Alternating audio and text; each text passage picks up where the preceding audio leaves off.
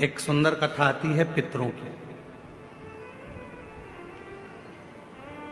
एक बार सारे पितर जानते हो ना आप लोग, जम के तो बोलो, जो चले गए,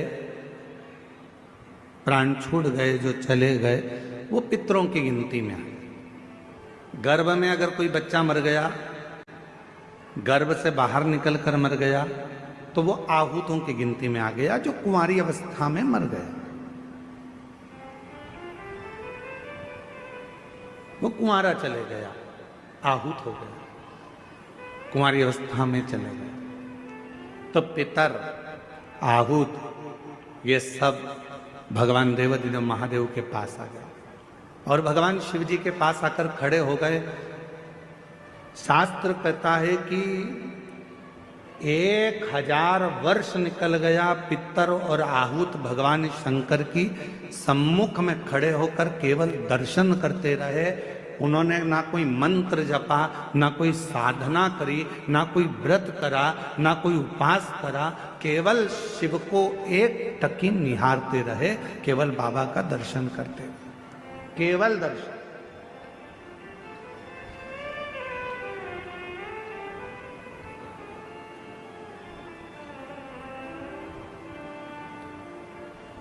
कितना फल है दर्शन का, जरा देखिएगा। 1000 वर्ष तक पितर, आहूत, ये सब शिव जी का दर्शन कर रहे हैं। 1000 वर्ष बोले कुछ नहीं है, ना मंत्र बोला, ना तप करा, ना साधना करी, केवल भगवान का दर्शन किया, खड़े रहे बस भगवान के इंतजार में। भगवान के नेत्र खुलेंगे, बाबा हमको देखेंगे, देखेंगे तब हमें वर देंगे। शिव जी 1000 वर्ष की समाधि में लीन थे और बाबा देवाधिदेव महादेव जब 1000 वर्ष की समाधि में लीन थे, नेत्र खुले नहीं थे। आज बाबा ने 1000 वर्ष की समाधि से अपने नेत्र को खोला और 1000 वर्ष के समाधि पर जैसे ही बाबा के नेत्र खुले तो सबसे पहले पितर और आहूत पर भगवान की दृष्टि गई। भोलेनाथ जी का निगाह गया, बाबा ने देखा,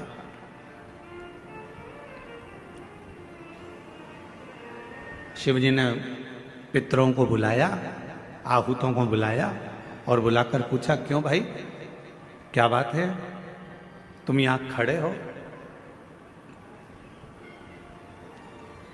क्या बात है?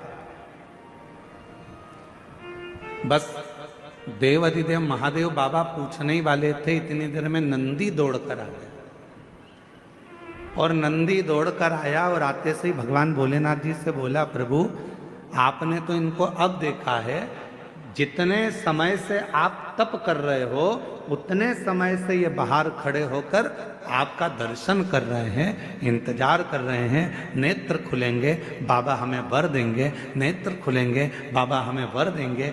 1000 वर्ष इन पितरों को हो गया, 1000 वर्ष इन आहूतों को हो गया, आपका दर्शन कर रहे हैं प्रभु, आप इन्हें वर दे दीजिए। शिव जी ने पितरों से पूछा, तुम क्या चाहते हो, तुम्हें चाहिए क्या? आहूतों से पूछा, तुम्हें क्या चाहिए, तुम बोलो। पितर और आहूत दोनों एक ही बात बोले, प्रभु संसार के लोग श्राद्ध पक्ष में हमको जल देंगे। संसार के लोग जब श्राद्ध आएगा, 16 श्राद्ध 16 दिन के आएंगे, तब ब्राह्मण को भोजन कराएंगे, पिंडदान करेंगे, तर्पण करेंगे, श्राद्ध करेंगे, तर्पण में जल देंगे, तब हमको जल प्राप्त होगा, तब हमको भोजन प्राप्त होगा, तब तक हम भूखे रहेंगे। इसलिए प्रभु एक कृपा कर दो कि ऐसी कोई व्यवस्था कर दो कि घर के लोग, परिवार के लोग, कुटुंब के लोग, कोई भी प्रतिदिन या हफ्ते में एक बार कैसे भी उनके माध्यम से हमें जल प्राप्त हो जाए और हम तृप्त हो जाएं। भगवान देवाधिदेव महादेव ने वर दे दिया पितरों को, आहूतों को। क्यों चिंता करते हो? जब संसार का मनुष्य मेरे शिवलिंग पर जल चढ़ाएगा, वो जल बहकर जब नीचे की ओर आएगा और अशोक सुंदरी से स्पर्श कर कर आगे बढ़ेगा, उसी समय पर आपको वो जल प्राप्त हो जाएगा और सारे पित्र और आहूत तृप्त होते चले। वो जल आपको वहां प्राप्त होगा।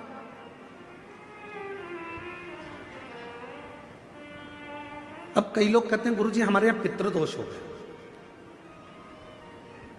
कोई कहते हैं गुरुजी हमारे यहाँ आहूत दोष हो गया, पितृ दोष हो गया, हमारे यहाँ ये दोष लग गया, हमारे यहाँ वो दोष लग गया। किसी ने बताया कि हमारे यहाँ कोई टोना कर गया, कोई ने बताया हमारे यहाँ कोई टोटका कर गया, कोई ने बताया हमारे यहाँ कोई ने विद्या कर दी, कोई ने कहा हमारे यहाँ ये हो गया। शिव महापुराण की उमा संहिता कहती है जो भगवान शंकर को जल चढ़ाता है, जल चढ़ाते समय उसके जितने भी दोष हैं, चाहे पितृ दोष हो, चाहे आहूत दोष हो, चाहे वासुक दोष हो, चाहे कालसर्प दोष हो, जितने भी दोष होते हैं वो सारे दोष अपने आप समाप्त होते चले जाते हैं। और याद रखना, जो भगवान शंकर पर चढ़ा हुआ जल थोड़ा सा झेल कर लेकर आता है और अपने घर के दरवाजे पर छींटता है, दुनिया में किसी की सामर्थ्यता नहीं है कि कोई तुम्हारे ऊपर टोना कर दे या तुम्हारे को तकलीफ दे।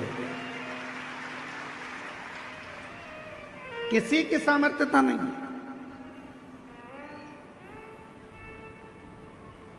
हम तो बाबा के भरोसे चलते हैं, हम तो बाबा के भरोसे चलते हैं। गर्ग संहिता कहती है और कूर्म पुराण कहती है, तुम्हारे घर में अगर सत्यनारायण जी की कथा हो रही है, तुम्हारे घर में शंकर जी का अभिषेक हो रहा है, तुम्हारे घर में पार्थिव शिवलिंग का निर्माण हो रहा है, तुम्हारे घर में अगर तुम कोई व्रत रख रही हो, तुम्हारे घर में कोई उपास कर रही हो, तुम्हारे घर में कोई उद्यापन हो रहा है, तुम्हारे घर में कोई अच्छा कार्य हो रहा है, तो ये करवाने वाला कोई दूसरा नहीं होता, इसको करवाने वाले तुम्हारे घर के पितृ होते हैं जो ऊपर बैठकर तुम्हारे घर में अच्छा कार्य कर रहे हैं।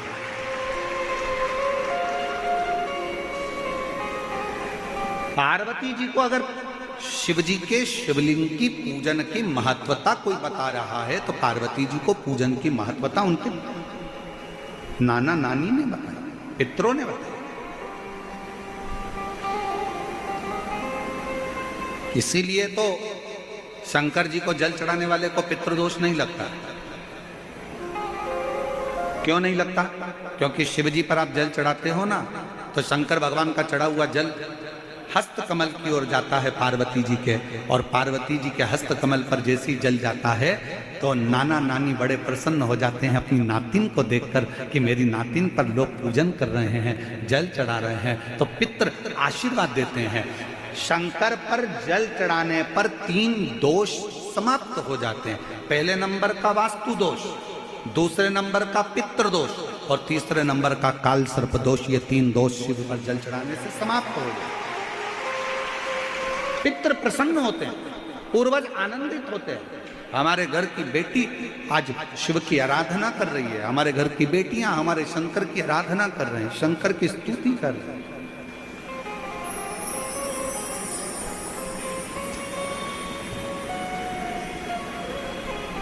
शिव आराधना में डूबे हुए हैं। कितना भी पितृदोष हो, कितना भी,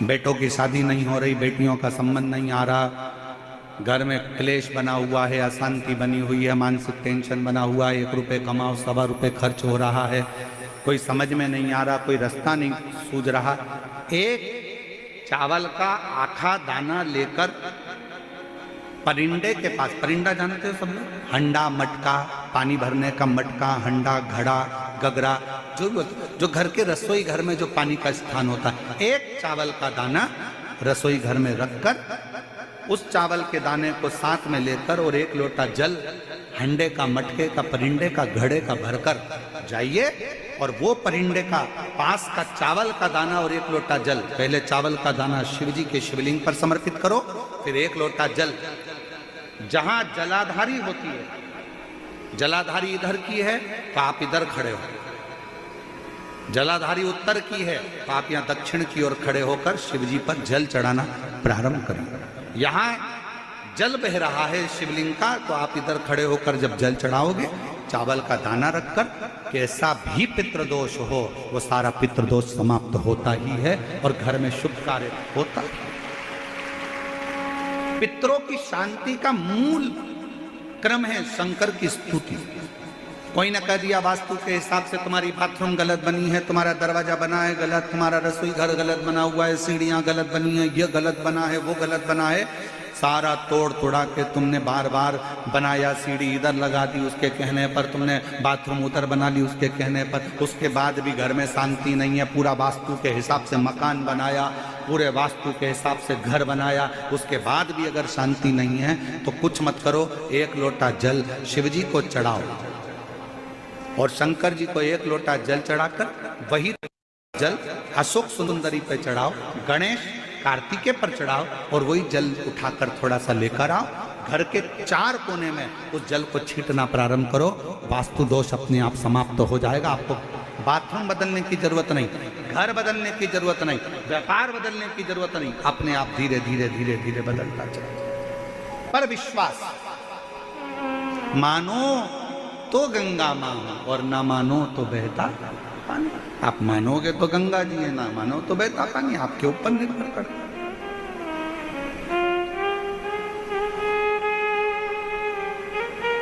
और विश्वास होगा तो शिव मिलेगा। हमें यदि क्लेश उत्पन्न हो जाता है, आपका धन, आपकी प्रॉपर्टी, आपकी जमीन, आपका प्लाट, आपका दुकान, आपका पैसा, यदि किसी ने कब्जा कर लिया और छोड़ नहीं रहा, प्रत्येक अमावस्या के दिन पीपल के वृक्ष के नीचे जाकर 2 दीप लगाइए घी के। दोनों दीप के सामने एक हल्दी का चावल, एक कुंकू का चावल का दाना रख दीजिए और स्वधा स्वधा स्वधा स्वधा 3 बार कह दो और स्मरण करो, हे हमारे कुलदेव, पितृदेव, शिवदेव, महादेव, कृपा कर कर मेरा जो जमीन है, मेरा जो धन है, मेरी जो प्रॉपर्टी है, मेरा पैसा लोगों ने हथिया लिया, देते नहीं। अपना गोत्र बोलकर स्मरण कर कर बाबा मेरा धन मुझे वापिस ला कर दो।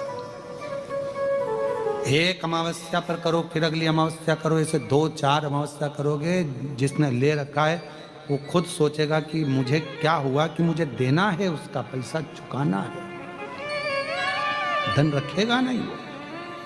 पितृ सुधा का नाम स्मरण करते से, जब हम सुधा सुधा सुधा सुधा कहते हैं, पितृ उसको स्वीकार करते।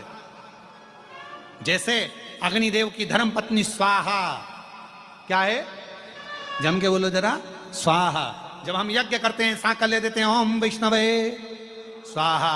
स्वाहा बोलते से ही अग्नि देवता की धर्म पत्नी उस भाग को देवताओं को देती है। उसी तरह तर्पण, तिलांजलि, पिंड, तर्पण आदि जितने भी हम पितरों के लिए कर्म करते हैं, उसमें हम स्वधा स्वधा बोलते हैं। जब स्वधा बोलते हैं तो वो स्वधा पितरों को भाग देती है और पितरों से कहती हैं, ये मेरा बेटा दुखी है, इसको ये तकलीफ है, इसको ये कष्ट है, तुम इसका ये कष्ट पितृदेव मिटा दीजिए, महादेव की आज्ञा है, इसको सही कर दीजिए। करते हैं, श्रेष्ठ करते हैं। ओम जयंती मंगलकारिणी भद्रकाली कपालिनी दुर्गा क्षमा शिवा स्वाहा स्वधा नमोस्तुते। ओम जयंती मंगला काली भद्रकाली। स्वधा का उच्चारण हमको सुख प्रदान करता है, स्वधा का उच्चारण हमें संपदा प्रदान करता है। अगर किसी व्यक्ति के जीवन में खो गया, कर्जे में डूब गया, कर्जा बहुत हो गया, पैसा चले गया, गाड़ी चली गई, मकान चले गया, सब गिरवे रखा गया, सब कुछ समाप्त हो गया, उसको प्रत्येक प्रदोष को, प्रत्येक अमावस्या को घी का दीप किसी भी पेड़ के नीचे, ये 5 वृक्ष बताए हैं पितृभाव के, उन 5 वृक्ष में से कहीं पर भी बड़, पीपल, आंवला, शमी, बेलपत्र आदि 5 वृक्ष में से किसी भी वृक्ष के नीचे प्रज्वलित करे और काम ना करे, उसका कर्जा चूकता ही है, चूकता। 4 कितना भी पितृदोष हो, कितना भी, बेटों की शादी नहीं हो रही, बेटियों का संबंध नहीं आ रहा, घर में क्लेश बना हुआ है, अशांति बनी हुई है, मानसिक टेंशन बना हुआ है, 1 रुपए कमाओ 1.25 रुपए खर्च हो रहा है, कोई समझ में नहीं आ रहा, कोई रास्ता नहीं सूझ रहा, एक चावल का आखा दाना लेकर परिंदे के पास, परिंदा जानते हो सब लोग, हंडा मटका, पानी भरने का मटका, हंडा, घड़ा, गगरा, जो घर के रसोई घर में जो पानी का स्थान होता है, एक चावल का दाना रसोई घर में रखकर उस चावल के दाने को साथ में लेकर और एक लोटा जल हंडे का, मटके का, परिंदे का, घड़े का भरकर जाइए और वो परिंदे का पास का चावल का दाना और एक लोटा जल, पहले चावल का दाना शिव जी के शिवलिंग पर समर्पित करो, फिर एक लोटा जल, जहां जलाधारी होती है, जलाधारी इधर की है तो आप इधर खड़े हो, जलाधारी उत्तर की है तो आप यहाँ दक्षिण की ओर खड़े होकर शिव जी पर जल चढ़ाना प्रारंभ करें। यहाँ जल बह रहा है शिवलिंग का तो आप इधर खड़े होकर जब जल चढ़ाओगे, चावल का दाना रखकर, कैसा भी पितृदोष हो वो सारा पितृदोष समाप्त हो। प्रत्येक अमावस्या के दिन एक कटोरी में पंचामृत बनाकर ले जाते हैं, दूध, दही, शहद, घी, शक्कर, ये सब मिलाकर यदि आप लेकर जाते हैं और ले जाकर भगवान शंकर के सामने समर्पित करते हैं, एक बेलपत्री अशोक सुंदरी, अभी तक आपने जो बेलपत्री चढ़ाई है अशोक सुंदरी के ऊपर, डंडी का मुख जहां से पानी बहता है उस ओर रखा जाता है, पर जब हमें ऐसा लग रहा है कि हमारे पितृ भूखे हैं या हमारे पूर्वज प्यासे हैं या उनको भाग नहीं मिल रहा, इसलिए मेरा कोई काम नहीं हो रहा, इसलिए शिव राजी नहीं हो रहा है, तो ये बेलपत्री के भाग को बदल दिया जाता है। ये बेलपत्री अशोक सुंदरी की जगह पर जब चढ़ाया जाता है तो ये पत्ती का जो भाग है जहां से पानी बहता है उस ओर रखा जाता है और ये डंडी का भाग शिवलिंग की ओर रखा जाता है और यहीं पर भगवान शंकर को जो तुम पंचामृत बनाकर लेकर गए हो वो पंचामृत चढ़ाया जाता है और वही पंचामृत थोड़ा सा शिवलिंग पर चढ़ा दिया जाता है। उसके बाद में पितृ पूर्वज जल की आस नहीं रखते, न भोजन की आस रखते हैं, क्योंकि शंकर उनको तृप्त कर देते हैं, शिव उनको पूर्ण कर देते हैं। पितृदोष के 4 लक्षण सबसे प्रबल, पहला लक्षण है 1 रुपया कमाओ, 1.25 रुपए खर्च हो रहे हैं, समझ लेना पितरों का दोष है। दूसरे नंबर का, एक व्यक्ति घर में बीमार है, ठीक हुआ, दूसरा बीमार पड़ गया, घर में कोई ना कोई निरंतर बीमार पड़ा हुआ है। तीसरे नंबर पर आप कोई पूजन की थाली लगाए, किसी को भोजन देने जा रहे थे, किसी को पानी देने जा रहे थे और आपकी ट्रे में से, आपके हाथ से अगर कोई भरा हुआ पात्र, कोई सामग्री गिर गई, पूजन की थाली तुम्हारे हाथ में है और पूजन की थाली में से मालूम पड़े कोई सामान गिर गया नीचे, समझ लो कि पितृ का दोष है। चौथे नंबर पर दोष का वर्णन किया गया, घर में जितने सदस्य रह रहे हैं अगर वो किसी न किसी रूप में एक दूसरे पर चिढ़कर बोल रहे हैं, क्रोध कर बोल रहे हैं, समझ लेना कि कहीं ना कहीं पितरों का दोष। स्मरण करो, अमावस्या है, अमावस्या के दिन प्रदोष काल में, प्रदोष के समय पर, प्रदोष काल में शाम के समय पर जाकर किसी भी नदी, तालाब, बावड़ी, कुआं, कहीं ना कहीं जो आपके पास में हो वहां पर एक घी का दिया, बत्ती का मुंह दक्षिण की ओर कर अवश्य जला कर जाना, सारे पितृदोष समाप्त हो जाएगा, सारा पितृदोष समाप्त। अमावस्या के दिन किसी भी जलाशय के पास में, नदी, तालाब, बावड़ी, कुआं, जो आपके शहर में, आपके गांव में, आपके नगर में हो वहां जाकर लगा दे। अगर नदी, तालाब, बावड़ी, कुआं नहीं है तो पीपल का वृक्ष हो या बेलपत्री का वृक्ष हो या बट का वृक्ष हो, उसके नीचे लगा दो प्रदोष काल में, पर अमावस्या के दिन लगाएं जरूर। क्यों?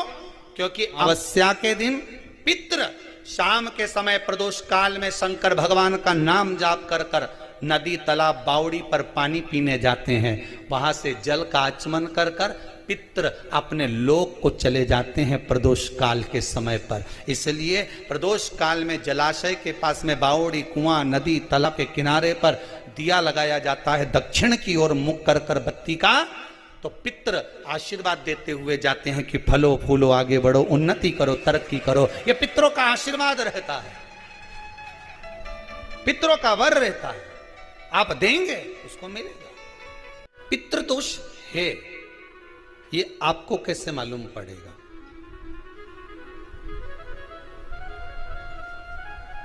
पितृ भूखे हैं, इसका तो वर्णन हमने पहले कर दिया कि रात्रि को जब आप सोने के बाद में 1-1.5 घंटे बाद अगर आपकी नींद खुल जाए, 1 घंटा 1.5 घंटा आप सो लिए, उसके बाद जो नींद खुली तो 1-1.5 घंटे तक अगर आपको नींद नहीं आ रही है, रात्रि को सोने के बाद में 1 घंटे बाद जब उठे तो आपको प्यास लग गई, भूख लगने लगी, प्यास लगने लगी कि मेरे को पानी पीना पड़ेगा, घबराहट हो रही, पानी पीना पड़ेगा। एक डेढ़ घंटे सोने के बाद अचानक नींद खुले और आपको प्यास लगे, समझ लेना आपके पितृ भूखे हैं और प्यासे हैं।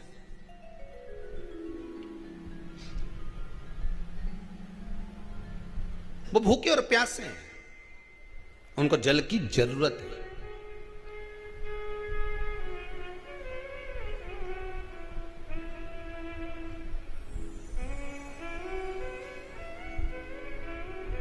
किसी भी नदी में, सरोवर में, कुंड में, बावड़ी में, तालाब में, आप तीर्थ में जाकर जब स्नान करते हैं तो स्नान करने के बाद एक काम का नियम बना लो कि अपने हाथ की अंजलि में जल लेकर अपने पूर्वजों को देना है। प्यासे रहते हैं, भाग मांगते हैं।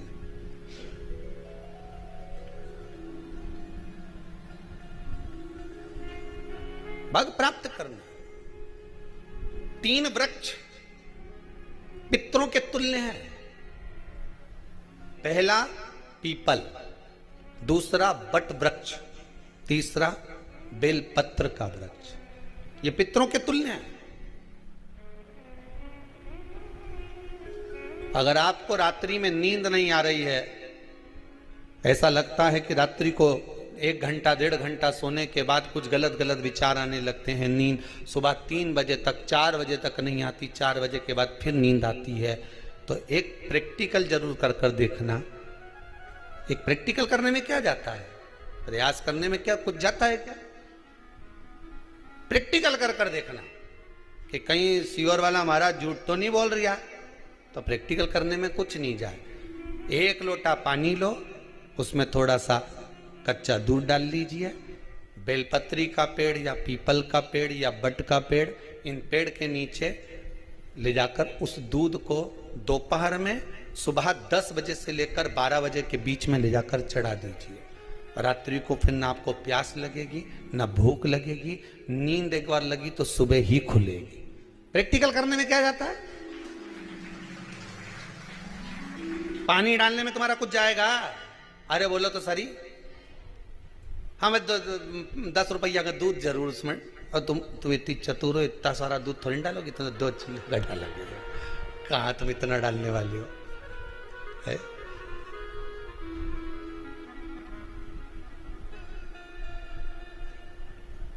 प्रैक्टिकल करने में क्या जाता है? कुछ भी नहीं बिगड़ेगा। ये तो बस जल डालोगे तुम्हारा ही कुछ अच्छा हो सकता है, बाबा की कृपा है।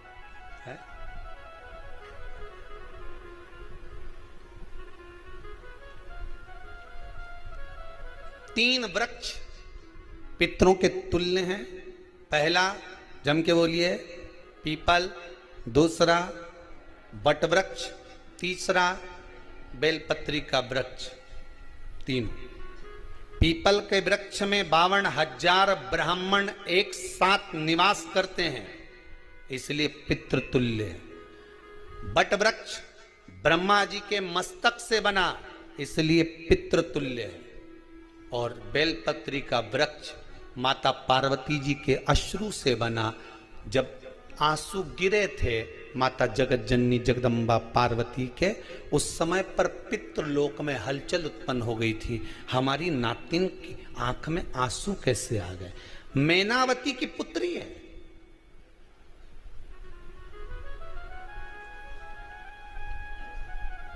पितरों की नातिन, इसकी अश्रु कैसे गिर गए? पार्वती जी ने कहा ये आंसू नहीं, मेरा पुण्य भाग प्रकट करती हूं बेलपत्री के रूप में। तो पितरों ने वर दिया था कि ये बेलपत्री का वृक्ष हमारा आशीर्वाद है, इसके नीचे अगर कोई दीप लगाता है, शिव को स्पर्श कर चढ़ाता है, उसके पितरों की शांति होगी। हम स्वयं उसको आशीर्वाद देने के लिए पधारेंगे। बेलपत्र का वृक्ष पितृतुल्य।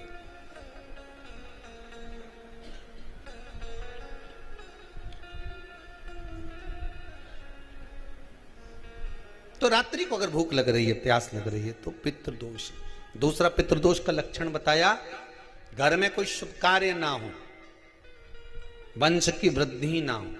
1 रुपये कमाओ, 1.25 रुपये खर्च हो रहे हैं, पैसा 10 जगह से कमाई आ रही है पर घर में टिक नहीं पा रही है, आया गया, पितृदोष। जरा सी कटोरी पड़ी है उसके पीछे विवाद चालू हो जाए, पानी ढुल गया उसके पीछे विवाद हो जाए, या छोटी छोटी बात में घर में क्लेश मचा हुआ है, पितृदोष है। समझ लो हमारे पूर्वज हमसे खुश नहीं, प्रसन्न नहीं। मौका लग जाए, सारी दुनिया के लोग तुमसे कह रहे हैं तेरे घर में पितृदोष है, 1 रुपए कमाते हो 1.25 रुपए खर्च होता, मानसिक टेंशन बना रहता है। घर में एक व्यक्ति बीमार है, ठीक हुआ, दूसरा बीमार पड़ गया, दूसरा ठीक हुआ, तीसरा बीमार पड़ गया, तीसरा ठीक हुआ, चौथा बीमार पड़ गया। मतलब कहीं ना कहीं पितृ का भाव, पितृदोष का बन रहा है। किसी ने कहा तुमसे कि तेरे यहाँ पितृदोष है, तूने ब्राह्मण को भोजन करा दिया, पिंडदान करा दिया, तर्पण करा दिया, तिलांजलि करा दी, गया जी का श्राद्ध कर दिया, हरिद्वार चली गई वहां पिंडदान करवा दिया, ब्राह्मण भोज करवा दिया, तिथि पर भोजन करवा दिया, सब कुछ करवा के देते। अब एक काम और करके दे, एक काम और करके देख लो। जब तुम घर में भगवान शंकर की आरती, तुम्हारे घर में शंकर जी का शिवलिंग है, भले काय का भी हो, छोटा सा, भले सियोर का कंकर शंकर हो, नर्मदा का कंकर हो, चाहे शंकर पारक के हो, पीतल के हो, स्टील के हो, लकड़ी के हो, जिसके भी हो, लोहे के हो, पाषाण के हो, जिसके भी हो, शंकर का शिवलिंग अगर हमारे घर में है और आप रोज प्रतिदिन भगवान की आरती करते हो, प्रतिदिन, और आपको लग रहा है कि मेरे यहाँ तकलीफ चल रही है, ये ठीक ही नहीं हो रही, लगभग 1.5 महीना आप कम से कम 45 दिन, 1.5 महीने के करीब में ऐसा प्रयास करना कि भगवान की आरती, शंकर भगवान के शिवलिंग की आरती करने के बाद उस दिए को भगवान के सामने मत रखो, उस दिए को उठाकर जहां तुम पानी का मटका रखते हो, हंडा रखते हो, जिससे तुम पानी पीते हो, तुम्हारे रसोई घर में जो पानी का मटका, हंडा, बाल्टी, आरओ का पानी जिस मटके में गिरता है, हंडे में गिरता है, जिसको हमारे यहाँ पितरों का स्थान कहते हैं, उस स्थान पर, उस मटके के पास में, हंडे के पास में, उस बाल्टी के पास में, जहां रसोई घर में पानी रखते हो, उस रसोई घर में पानी जहां रखते हो, उसके पास में उस दिए को भगवान के सामने नहीं रखना। आरती उतारने के बाद उस दिए को ले जाके सीधे परिंडे के पास में, उस हंडे के पास में, मटके के पास में उसको रखो।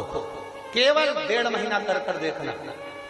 1.5 महीने के बाद तुम्हें मालूम पड़ेगा कि हम वापिस उन्नति की सीढ़ी पर चलना प्रारंभ करती है, हमें फल मिलना चाहिए। अब तुम्हें ना कहीं जाना है, ना कहीं आना है, ना कोई खर्चा है। खर्चा है क्या?